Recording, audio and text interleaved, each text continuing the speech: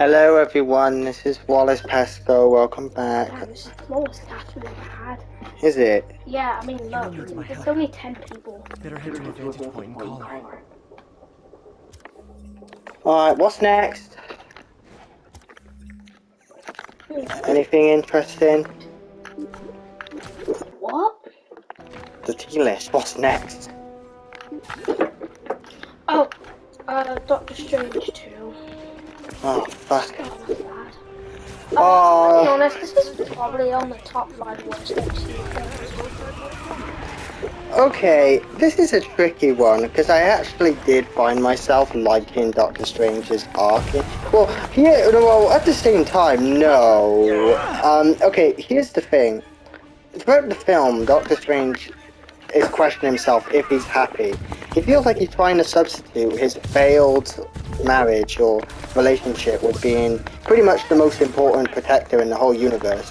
And the whole world believing he's bad is probably a metaphor for people in failed relationships feeling like they're not good enough, no matter how good they actually are.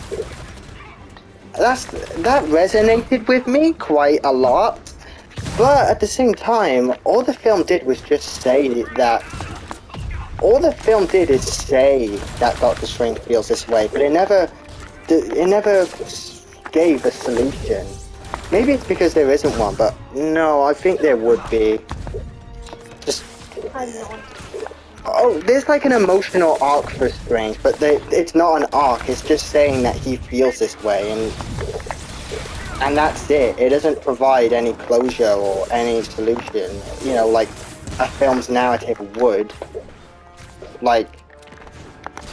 So Strange doesn't really change in the end of the film at all. He just accepts that, yep, I guess I'm always going to be miserable. Oh well. I guess that's it. I don't know. It did kind of fit well with Wanda's storyline, but okay, now onto something that you'll probably actually be able to understand what the fuck I'm on about. Wanda had an interesting concept, but in the way the universe works, and what has been explained in previous films and shows does not make sense, because there's 1,000 other things Wanda could try instead of fucking using the multiverse. Number 1, Wanda could easily just create another red hex world that is free from anyone, no one would get hurt, and she could just live in peace with her fake Vision and her kids again. Problem solved.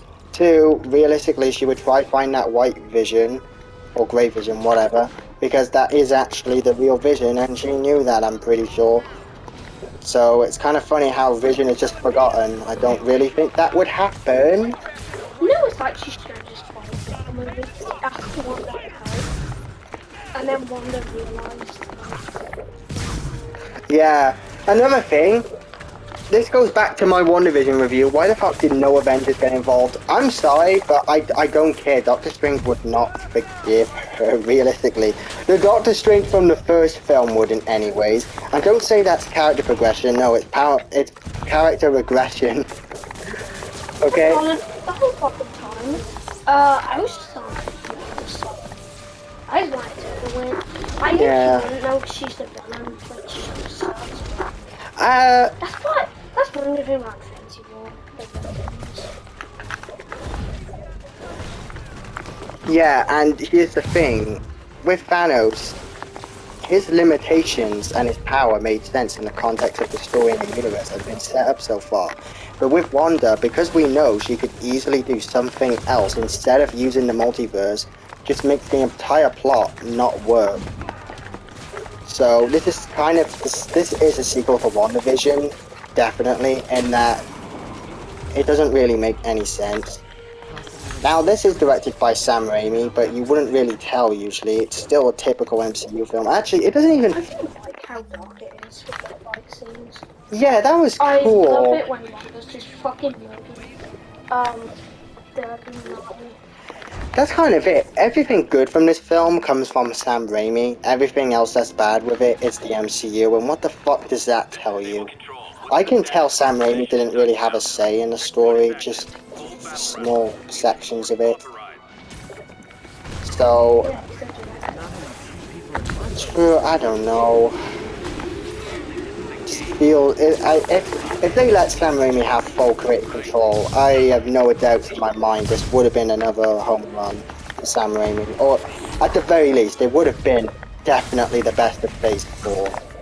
Definitely. So, The problem with these films is that they're doing it in short. I know they are rushing these way too much. I swear, they started development in 2020. Think of how many shows we've gotten, how many films we've gotten. It's actually just too much. Like, I think we should be grateful that we're getting so much. Like, yeah, If it was nice, actually any good. nice, but I don't know. I don't think they should rush. Yeah, I think they after Endgame, I honestly think they should have stuck to a 3 film per year thing. Last year should have only had a better version of No Way Home with a better script and everything.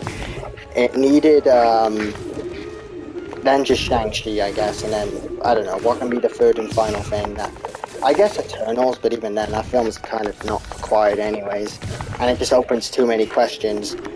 When it comes to a show that could potentially be turned into a film, I would say Falcon and the Winter Soldier then, because it has the most potential to be great. So that's kind of what I would do. But yeah, in this film, the fight scenes were cool, as the effects looked better than the usual Phase 4 films. This film definitely looks the best out of any Phase 4 film, so there's that at least. And I don't know, it's the one with the most potential anyways, the most untapped potentials, especially. Let's do a show with I'll just say though, the Illuminati was shit. Like, they had the worst plan ever. American Chavez was okay. He was fine just because. yeah, I think she probably was one of the best bits, but one thing, I thought she was Miss Marvel all the time. I kind of wish she was, because then Miss Marvel probably wouldn't have been cool. But, yeah. She was okay, I guess. The reason why she lost her parents is because she got scared by a bee which activated her powers. That is so fucking funny to me. What a fucking tragic backstory, lol. I'm sorry, but that's just sad. You could tell they were just grasping at straws for something, for any excuse. Look at Spider-Man and Batman or Iron Man's origin story. Now American Chavez. Yay! How fucking riveting. Okay, and the Illuminati, yeah, they were crap, all of them. It's nice to see Patrick Stewart's Professor X again, even though he gets killed for, like, I think it's the 4th time. I don't know, it was just alright. John Krasinski is fucking Mr. Fantastic just because fan cast. He wasn't even Mr. Fantastic. I know Mr. Fantastic, and that wasn't him, so fuck that. I'm being honest, it's definitely not me. No. This film, at the most, at the nicest, it gets a C. But this is a film this is a film I still enjoyed in the cinema. It's just, okay, yeah, this deserves a C. It is vastly inferior to the first film, which did a good job at establishing Stephen Strange's character, and that was the best part of the film.